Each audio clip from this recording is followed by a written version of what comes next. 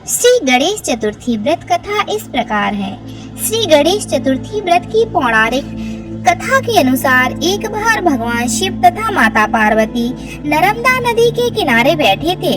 वहां माता पार्वती ने भगवान शिव से समय व्यतीत करने के लिए चौपड़ खेलने को कहा। शिव चौपड़ खेलने के लिए तैयार हो गए, परंतु इस खेल में हार जीत का फैसला कौन करेगा, यह प्रश्न उनके समक्ष उठा। तो भगवान शिव ने कुछ तिनके एकत्रित कर उसका एक पुतला बनाकर उसकी प्राण प्रतिष्ठा कर दी और पुतले से कहा, बेटा, हम चौपड़ खेलना चाहते हैं, परंतु हमारी हार जीत का फैसला करने वाला कोई नहीं है, इसलिए तुम बताना कि हम दोनों में से कौन हारा और कौन जीता। उसके बाद भगवान शिव और माता पार्वती का चौपड़ खेल शुरू हो गया। यह खेल 3 बार खेला गया और संयोग से तीनों बार माता पार्वती ही जीत गईं। खेल समाप्त होने के बाद बालक से हार जीत का फैसला करने के लिए कहा गया, तो उस बालक ने महादेव को विजयी बताया। यह सुनकर माता पार्वती क्रोधित हो गईं और क्रोध में उन्होंने बालक को लंगड़ा होने, कीचड़ में पड़े रहने का श्राप दे दिया।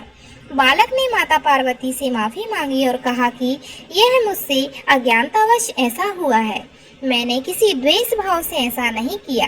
बालक द्वारा क्षमा मांगने पर माता ने कहा, यहाँ गणेश पूजन के लिए नाग कन्याएं आएंगी, उनके कहे अनुसार तुम गणेश व्रत करो, ऐसा करने से तुम मुझे प्राप्त करोगे। यह कहकर माता पार्वती शिव के साथ कैलाश पर्वत पर चली गईं।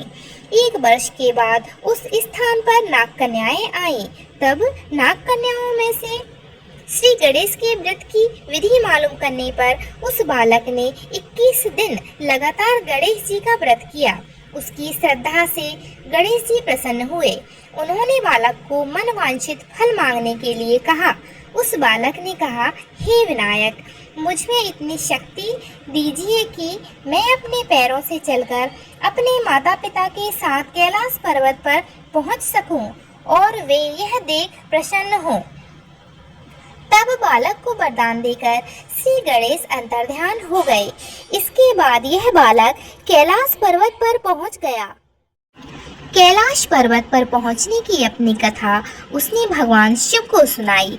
चौपड़ वाले दिन से माता पार्वती शिव जी से विमुख हो गई थी, अतः देवी के रुष्ट होने पर भगवान शिव ने भी बालक के बताए अनुसार 21 दिनों तक श्री गणेश का व्रत किया। इस व्रत के प्रभाव से माता पार्वती के मन में भगवान शिव के लिए जो नाराजगी थी वह समाप्त हो गई। यह व्रत विधि विधान भगवान शंकर ने माता पार्वती को बताई। यह सुनकर माता पार्वती के मन में भी अपने पुत्र कार्तिकेय से मिलने की इच्छा जागृत हुई। तब माता पार्वती ने 21 दिन तक श्री गणेश जी का व्रत किया तथा दूर्वा, फूल और लड्डुओं से श्री गणेश जी का पूजन किया। व्रत के 21वें दिन कार्तिकेय स्वयं माता पार्वती जी से मिलने आ गए। उस दिन से श्री गणेश चतुर्थी का यह व्रत समस्त मनोकामनाओं की पूर्ति करने वाला व्रत माना जाता है। इस व्रत को करने से मनुष्य के सारे कष्ट दूर होकर मनुष्य को समस्त सुख सुविधाएं प्राप्त होती हैं। बोलिए श्री गणेश भगवान की जय।